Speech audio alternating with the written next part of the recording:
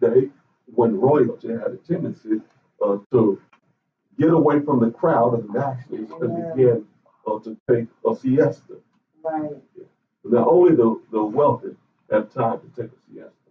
The working class didn't have time for that.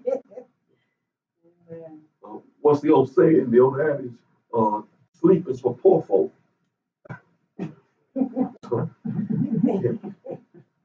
Verse 6 says, and they came into the midst of the house as if to get wheat, and they stabbed him in the stomach.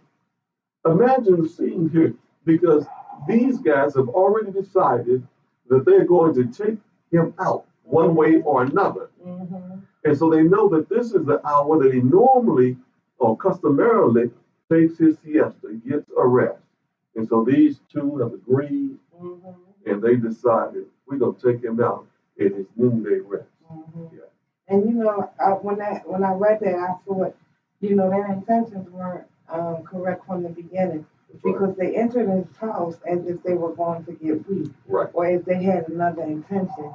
Yeah. But they went basically to do exactly what they did. Yeah, yeah. And how often have we been in the presence of individuals who have shown up with a pretense? Yes. That they are here for one thing, and their conversation would suggest or reflect that they are there to either aid or assist you, only later to discover that these individuals have ulterior motives. Amen. Yeah. The text says, then Rechab and Banan, his brother, escaped. When they came into the house, as he lay on his bed in his bedroom, they struck him and put him to death and beheaded him. It wasn't enough for them to strike him, to stab him, and to take his life, but now they must find a way also to bring ridicule upon his name and upon who he is. But there are individuals in life today who may want to take you out. They may not be able to physically do away with you, but so often they'll find another way to discredit you. That's right. And so the word says, they took his head and went by the way of Arabah all night and brought the head of Ishbosheth to David at Hebron. Now, according to historians, they suggest that if in fact they traveled all night, the assumption is that they traveled at least 30 miles during the night. And the word says, and they said to the king, here's the head of Ishbosheth, the son of Saul, your enemy, who sought your life. For the Lord has avenged my lord the king this day on Saul and on his offspring. So the pretense here is that they've done David a favor. They're suggesting, we took out the boys that were enemies. Yeah. And how often do we run into individuals in life who can suggest to us that they've done something that's advantageous for us, only for us to recognize later on that what they've really done is what they were designed to do to begin with. To work some dastardly deed. In verse 9, the word says, but David answered Rechab and Baanah, his brother. And remember, we said before, whenever that holy conjunction but is put in there, it is suggesting that we should watch very carefully what's about to happen. And it says, but David answered Rechab and Baanah, his brother, the sons of Ramon, the Berethite, as the Lord lives, who has redeemed my life out of every adversity, when one told me, behold, Saul is dead, and thought he was bringing good news, I seized him and killed him in Ziklag, which was the reward I gave him for his news. Now, David reminds them that don't forget someone else came before me with this fictitious story that they've done me a favor by taking out my enemy. And he even lied to suggest that he was the one who had taken him out. When in all actuality, David knew the truth. And now here comes these two jokers who decided that they're going to impress David by suggesting that they've done him his enemy. In verse 11, the word says, how much more when wicked men have killed a righteous man in his own house, on his bed, shall I not now require his blood at your hand and destroy you from the earth? So David is suggesting that what I did to the other at Ziklag?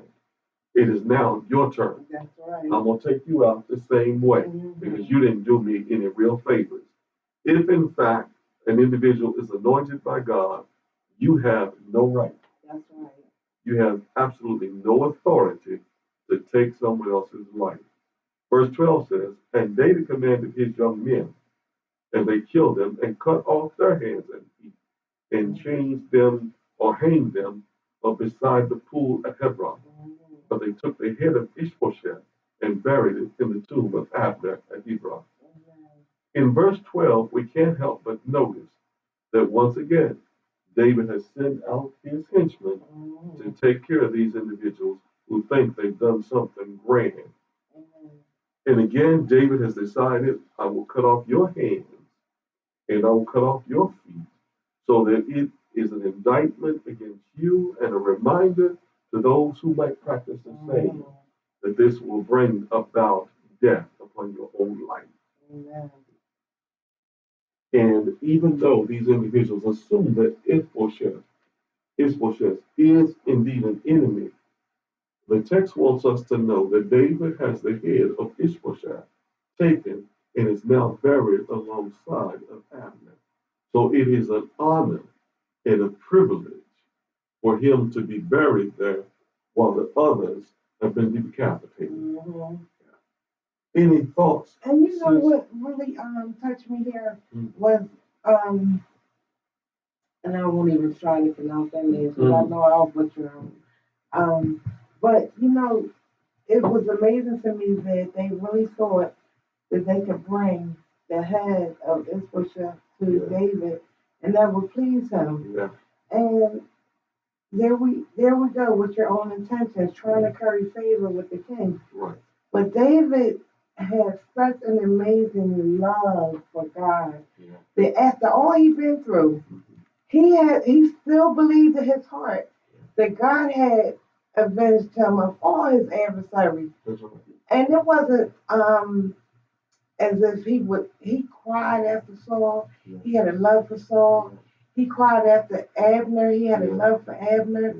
Now he's crying, you know, he believes God is his avenger. And these men just coming and bringing word to him, thinking they're carrying favor with the king, because they know the promise.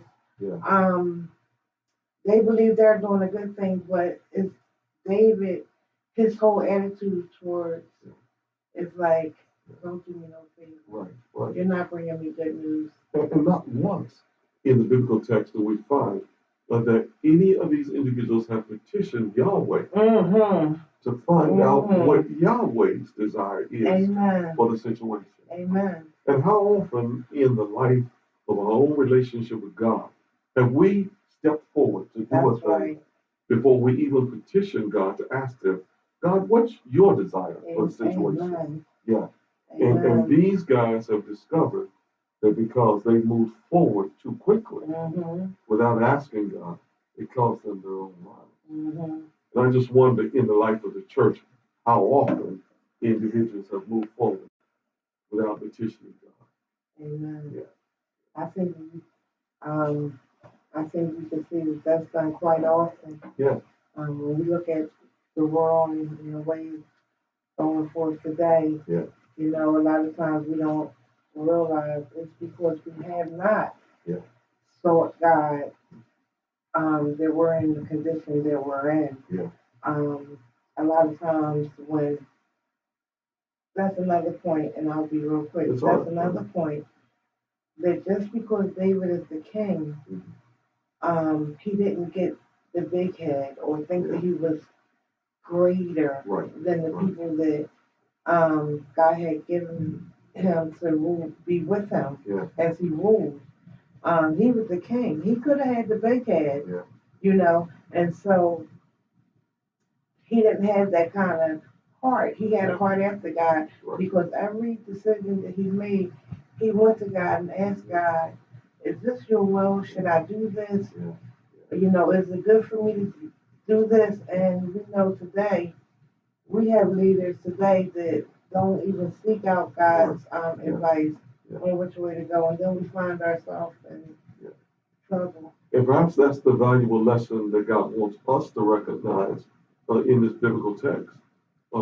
And that is that as messed up and as marred as David may have been, with all of his faults and failures in his personal life, God is still manipulating the situation Mm-hmm. so that everything works just right for David to Amen. move into the position that Amen. God has already prepared for him. Amen. Can you imagine where we might be in our own personal lives and situations if, in fact, we could get out of the way long enough Mm-hmm.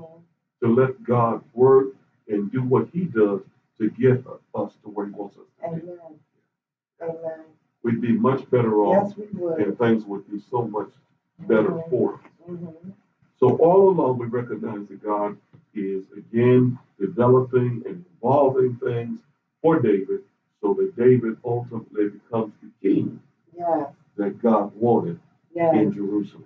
It's, oh my God, it's so amazing how God will set you up. Yeah. You know, he's had the whole plan. He was working.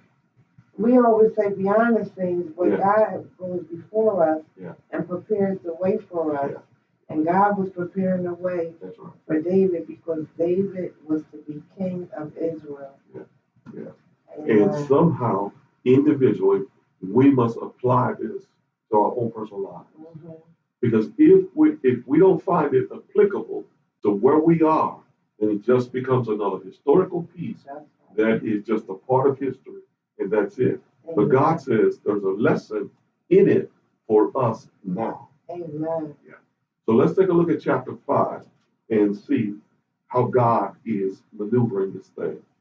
The word says, Then all the tribes of Israel came to David at Hebron and said, Behold, we are your bone and flesh. Did you hear that? Mm-hmm. All the tribes of Israel have now begun to align themselves with David. And there is a sense of unity within the kingdom. Now, don't forget, to this point, there's the northern and southern kingdoms. That's right. And all of a sudden, Israel, the people of God, are beginning to unite.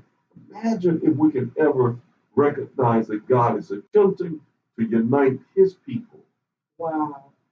What would happen when we begin to unite? Amen. He says in verse 2, In times past, when Saul was king over us, it was you who led out and brought, it was you who led out and brought in Israel. And the Lord said to you, You shall be shepherd of my people Israel, and you shall be prince over Israel.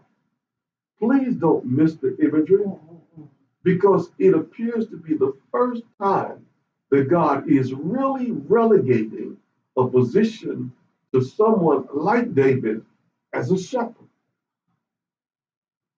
He may have been perceived as a shepherd boy early on, but now God's given him the position of shepherd. And a shepherd is designated a position to lead and to feed and protect the sheep. I was talking to someone earlier and suggesting that God indeed calls us sheep. Please don't miss the point that sheep are animals that are finicky, that are fragile, and they are frightened easily. That's right. The equilibrium, if they fall over on their backs, they can only lay there and kick up because they cannot get up on their own. Water can be 3 feet away, grass can be 3 feet away, and they can die because they cannot get up on their own. They can only see 6 feet in front of them.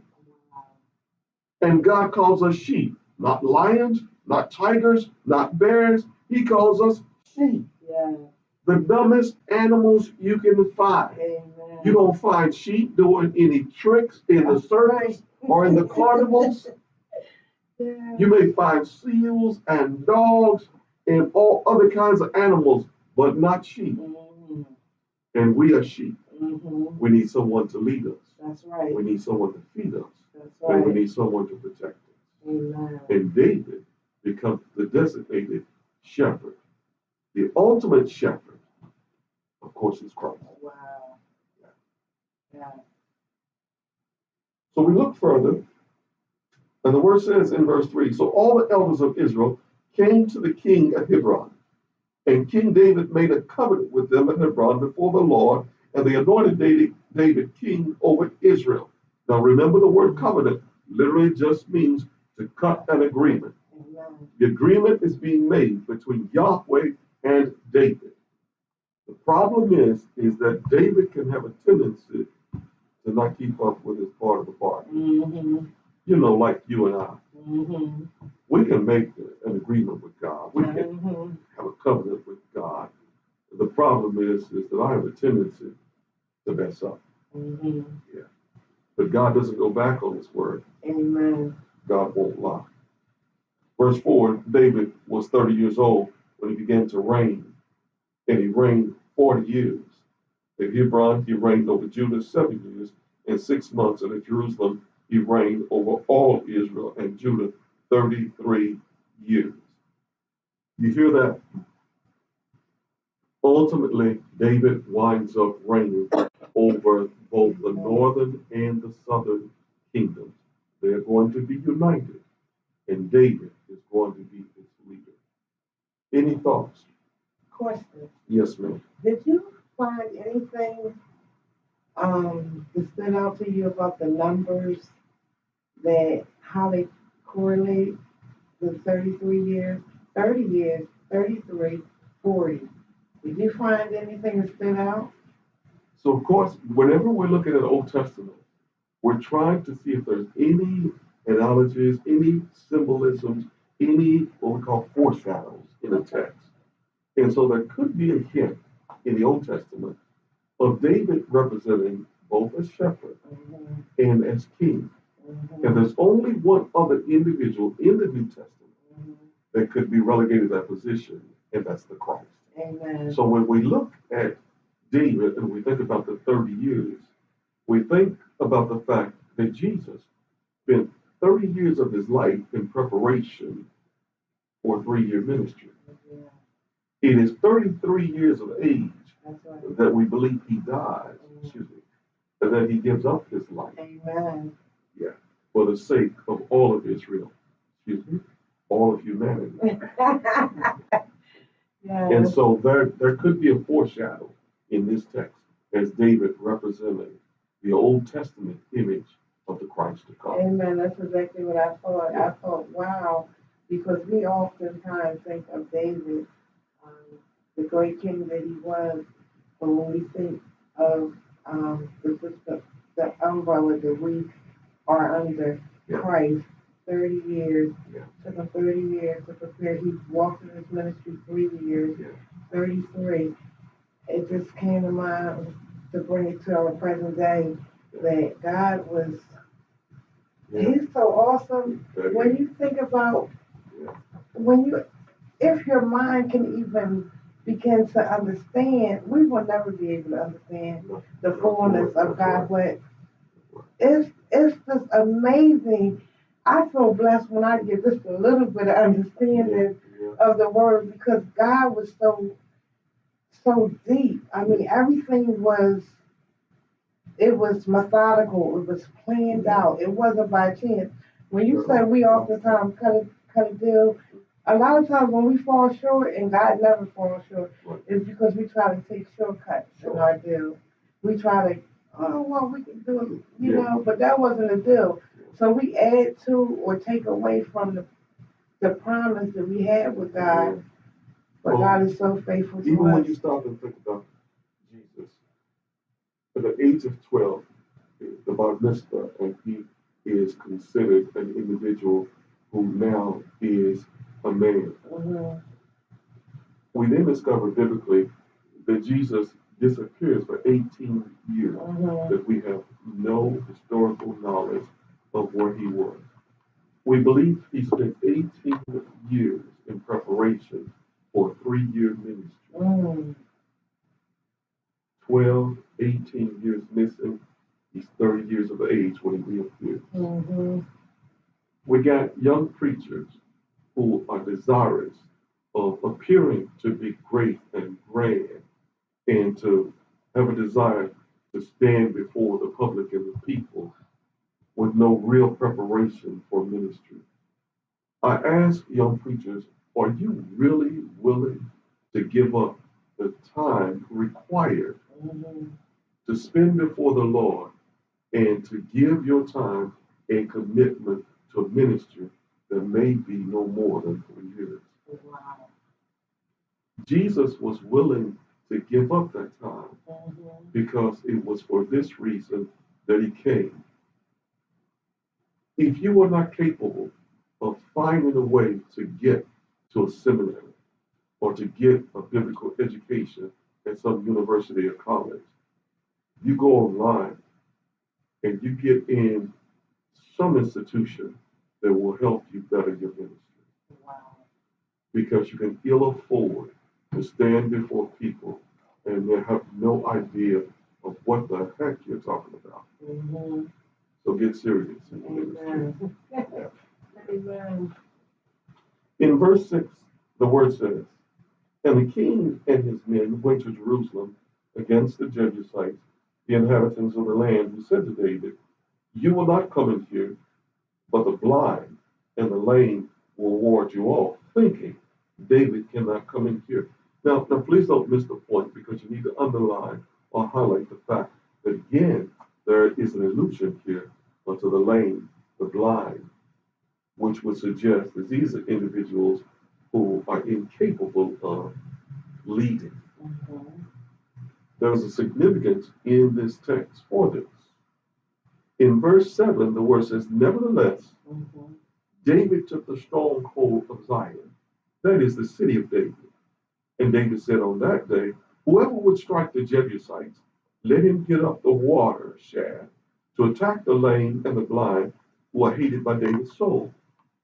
Therefore it said, The blind and the lame shall not come into the house. And David lived in the stronghold and called it the city of David. And David built the city all around from the Melo inward.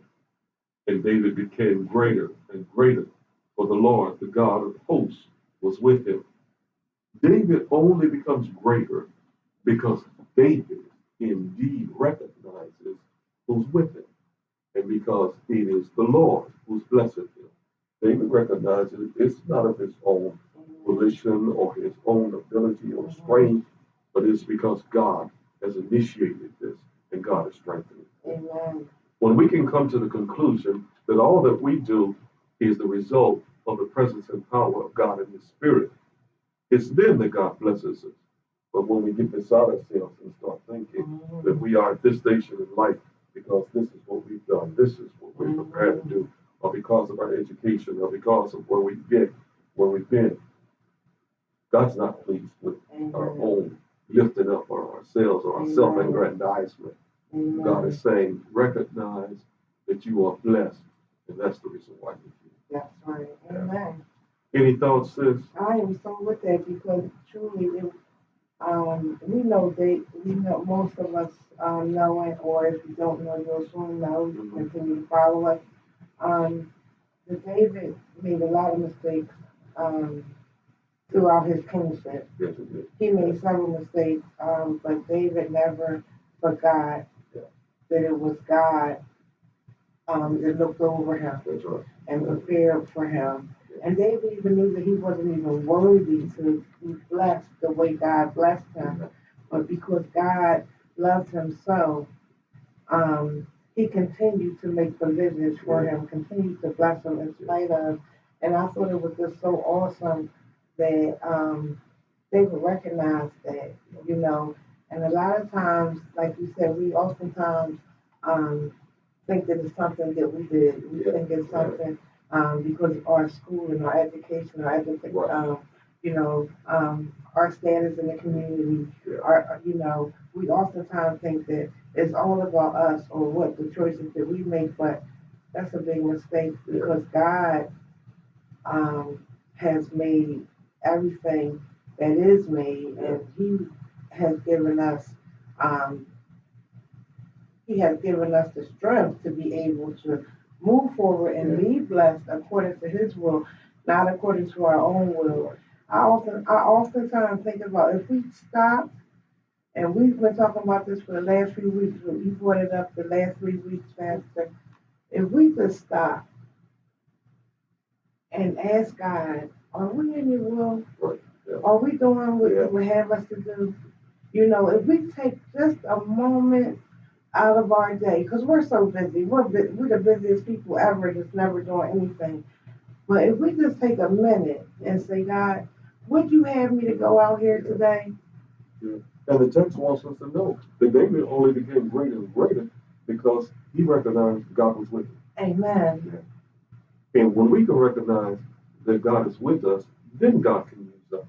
Amen. It's when we get into our own selves that we diminish the ability of God to bless us, which is so sad. It is so sad. In verse 11, the word says, and Hiram, king of Tyre, sent messengers to David, and cedar trees, also carpenters and masons, who built David a house. And David knew that the Lord had established him king over Israel, and that he had exalted his kingdom for the sake of his people Israel. So David recognizes that the only reason why, the partial of the reason why he is blessed, is so that the people of Israel can be blessed. Amen. A church can be blessed when it recognizes indeed that God has blessed the person who's leading. Mm-hmm. And the person who's leading can be blessed when they recognize it's not just about you. Mm-hmm. It's about the people of God. Amen. And David took more concubines and wives from Jerusalem after he came from Hebron, and more sons and daughters were born to David. And these are the names of those who were born to him in Jerusalem: Shemaiah, Shobah, Nathan, Solomon, Edmahah, Elishua, Nepheg, Japhia, Elishama, Eliada, and Eliphalet. When the Philistines heard that David had been anointed king over Israel, all the Philistines went up to search for David. But David heard of it and went down to the stronghold. Now the Philistines had come to spread out in the valley of Rephaim, and David inquired of the Lord. And you have to underline that because you got to recognize the verse 19. This author wants you to know that David inquired of the Lord, God, what do you want? And he asked, he said, shall I go up against the Philistines? Will you give them into my hand? And the Lord said to David, go up, for I will certainly give the Philistines into your hand. You know, you would start to think, man, when does this battle with these jokers end?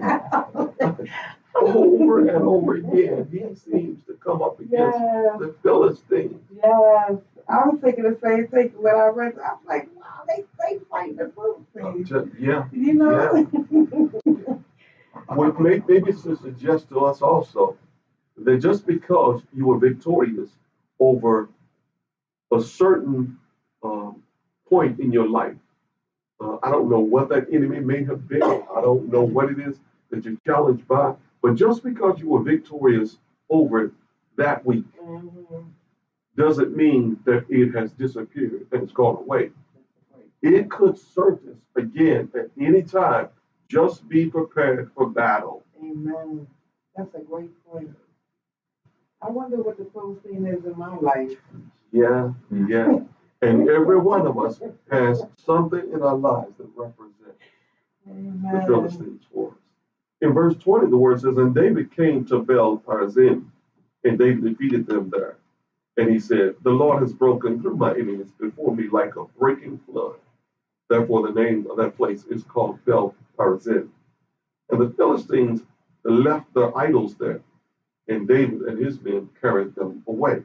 And the important piece here is the fact that they left their idols there because there was this thing where when they worshiped false gods, they assumed that any idol or any statue, when they were at war, they would take it with them to battle and take it on the battlefield with them and leave them right there in hopes that their gods would come and do battle for them. Well, of course, it's kind of difficult since it's an item that's there that has no life, no power, but it's incapable of doing anything against a real God, which is Yahweh, who indeed was battling on behalf of the Israelites. And so, of course, David has decided that they're going to pick up these idols, and since they are just that, and he's going to do away with them. And so the word says in verse 21, and the Philistines left the idols there, and David and his men carried them away. Verse 22, and the Philistines came up yet again and spread out in the valley of Rephaim. And when David inquired of the Lord, he said, "You shall not go up. Go around to their rear and come against them opposite the balsam trees.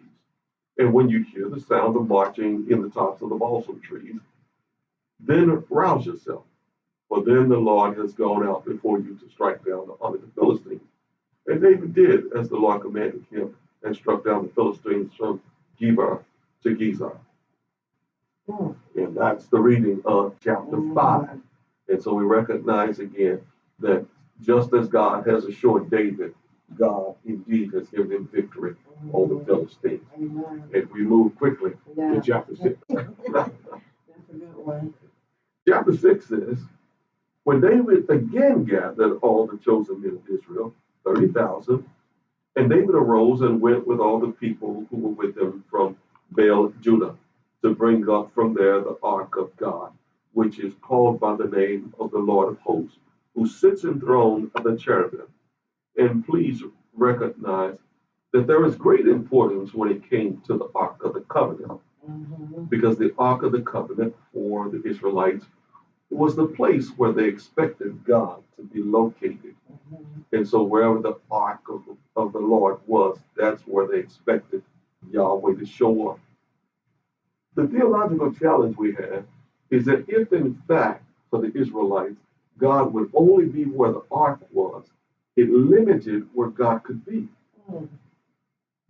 So if God could only be where the Ark of the Covenant was, which later we're going to discover is to be stationed in Jerusalem, it meant that for the Israelites, God could only be in Jerusalem,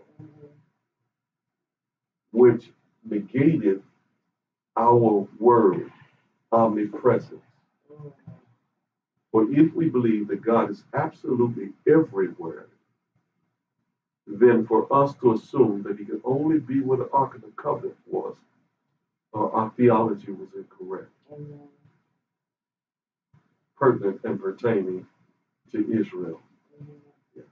So let's make sure that we recognize that the Ark of the Covenant may indeed hold the covenant, may hold the agreement between Israel and God. It is not the only place where God shows up. That's right. And let me park here for just a moment, because it suggests to us that even in the life of the modern church, the reason why some people can work their dastardly deeds Monday through Saturday is because their theological suggestion is that they left God in church. He was left in the place where they worship, so they can live any kind of way knowing that he was left at church. But if God is omnipresent, as we say, all the earth is holy ground. Everywhere you walk, everywhere your footsteps is holy ground. What is holy? What is kadosh? What is separated? It's the place where we reside, because wherever we are, whether it's home, work, or worship, is where we meet up with God. And if we don't believe that, then we've already limited what God can do. That's right. Amen. In verse 2, the word says, and David arose and went with all the people who were with him from Baal Judah to bring up from the ark of God, to bring up from there the ark of God, which is called by the name of the Lord of hosts, who sits enthroned on the cherubim. And you know now that the ark of the Lord is being transported from one place to another. Hold on to that thought. And they carried the ark of God on a new cart and brought it out of the house of Abinadab, which was on the hill, and underlined the part that it was carried on a cart, because the designation for the ark to be carried is not on a cart, but rather on your shoulders. Hold on to it. And Uzzah and Ahoah, the sons of Abinadab, were driving the new cart. Remember what I just told you. With the ark of God, and Ahoah went before the ark. And I underline, he went before the ark. Verse 5, and David and all the house of Israel were celebrating before the Lord with songs and lyres and harps and tambourines and castanets and cymbals. Sounds like it's a celebration and a time of rejoicing. Amen. And when they came to the threshing floor of Nacon, Uzzah put out his hand on the ark of God and took hold of it, for the oxen stumbled. And it sounds extremely harsh what is going to happen. And yet, God has given specific orders who's to touch and handle the ark. And it's only the priests who are anointed and sacred who are to handle it. And the anger of the Lord was kindled against Uzzah. And God struck him down there because of his error, and he died there beside the ark of God. Now, God is angry because it was not carried out appropriately. And it cost Uzzah his life. And David was angry.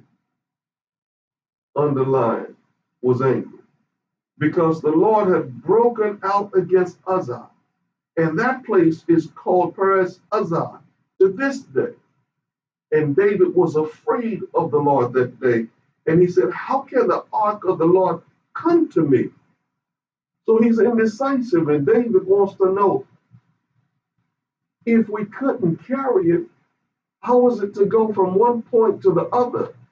So not only was David angry, but David's also fearful. But David recognizes that it's not a light thing to be angry with God.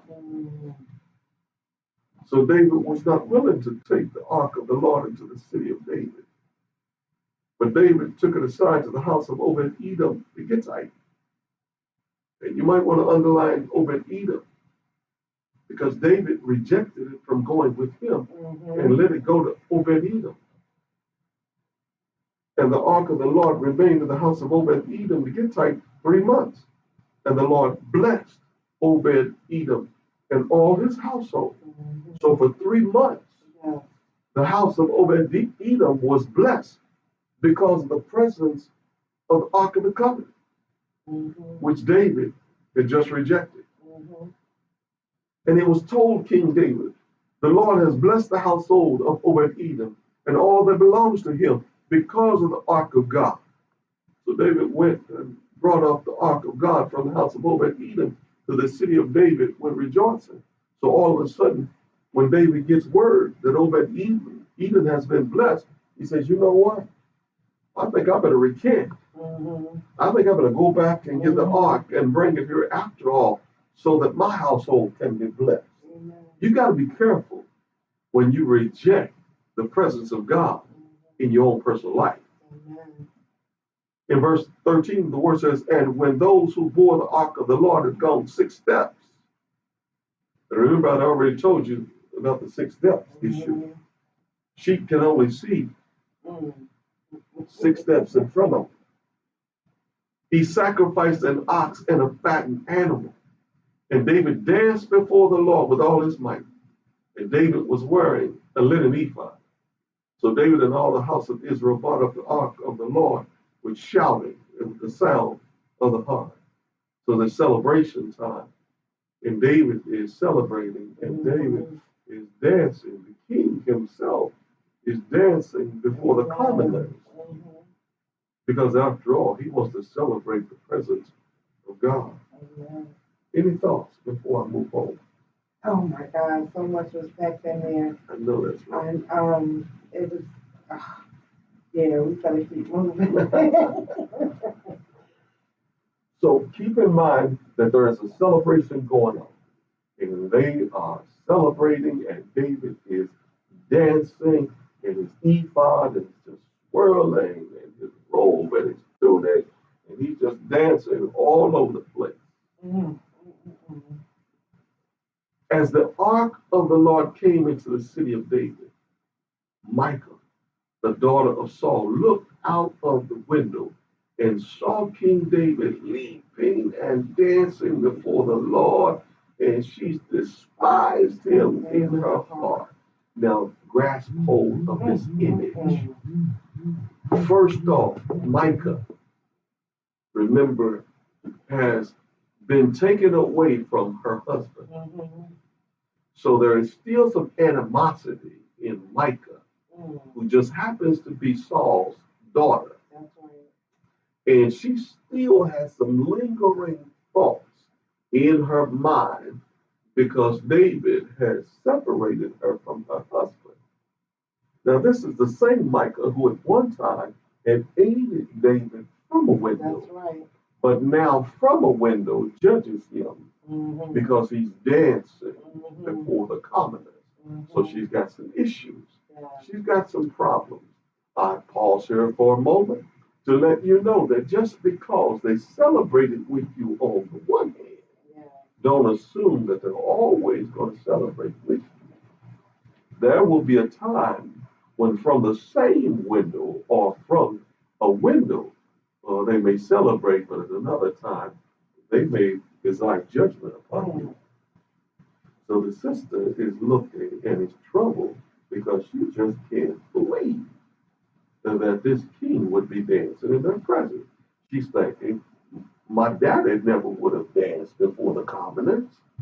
So verse 17, the word says, and they brought in the ark of the Lord and set it in its place inside the tent that David had pitched for it. And David offered burnt offerings and peace offerings before the Lord. And when David had finished offering the burnt offerings and the peace offerings, he blessed the people in the name of the Lord of hosts and distributed among all the people, the whole multitude of Israel, both men and women, a cake of bread, a portion of meat, and a cake of raisins to each one. Then all the people departed, each to his house. So everybody is celebrating the ark of the Lord being present, because remember, for all present, this meant that Yahweh was among them. Yes. And so they just wanted to celebrate the presence of God.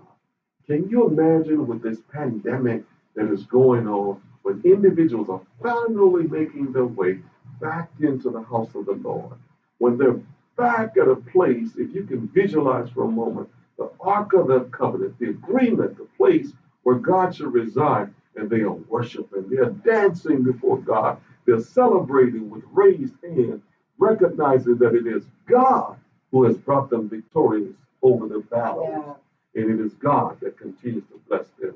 If we can ever, that's right. If we can ever perceive that God, that's right. If we can ever perceive that God is blessing us, protecting us, providing for us, and us sheep who can't see very well, who can't smell very well, who can't move very fast, who are finicky, who are frightened, who can tumble over and need help to get up. If us sheep can ever get a hold of the reality that we serve a God who is more than willing to bless us, something tells me they'll be dancing in the church. Better yet, they'll be dancing in the streets. That's right. I know that's right. That's right. In verse 20, the word says, and David returned to bless the household. You hear that? He returned to bless the household. But Michal, the daughter of Saul, came out to meet David and said, how the king of Israel honored himself today. He's dripping with sarcasm, just in case you can get it.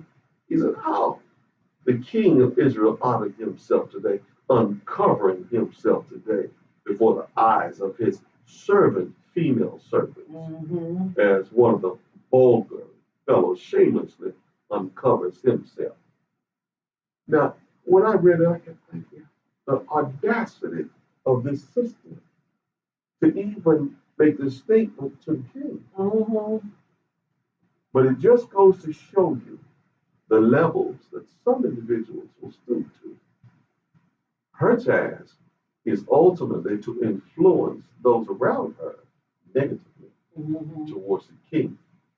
Be careful, again, who you give ear to, for you never know who is espousing some negativity in your ears that will cause your thinking to be tarnished by what you see.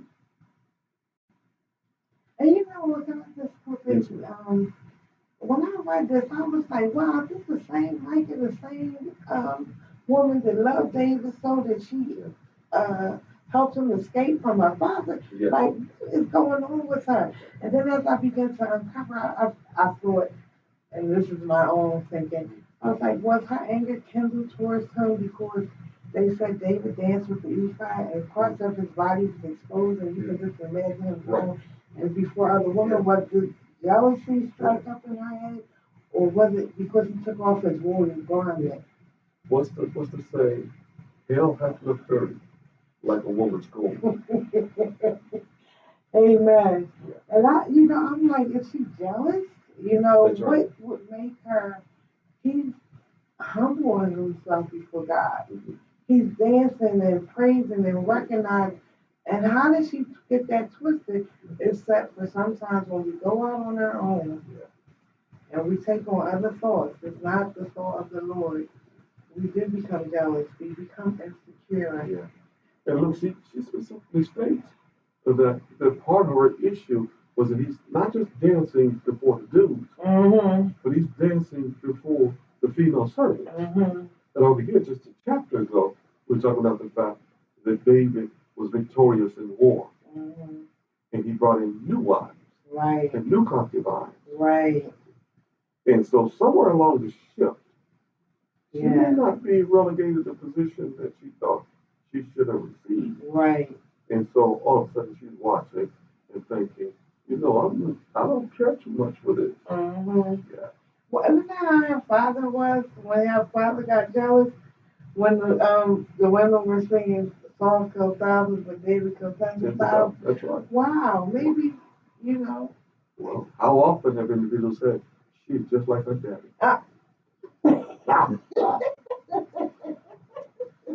I'm just saying.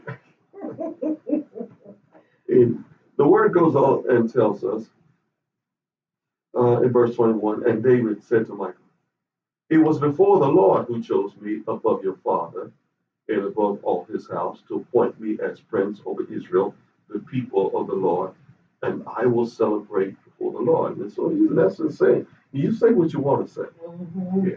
But the bottom line is, God has appointed me this position to be king. Yeah. Your daddy served in a position. However, God wanted me to serve as king over Israel at this time. So I'm going to celebrate the way I want to celebrate. Bottom line. And in verse 22, he says, I'll make myself yet more contemptible than this, and I'll be abased in your eyes. But by the female servants of whom you've spoken, by them I shall be held in honor. Wow. And it's almost as if he just kind of slaps her on the face and says, I know that you really don't appreciate the fact that I've danced before the sisters, but these sisters are also going to be the ones who will honor me. And Micah, the daughter of Saul, had no child to the day of her death. And the indictment here is to suggest that there was no greater penalty in life for the female than to die without giving birth to a child. So Micah died childless because of what she had done against the great king of Israel. Any thoughts before we close out for the morning? Oh my God, it was so much packed in that last chapter.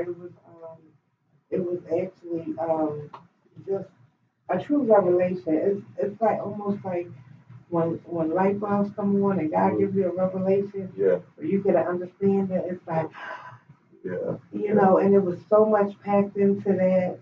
It was as if if we had 2 hours, we would still be on why God got so mad at Uzzah that he killed them.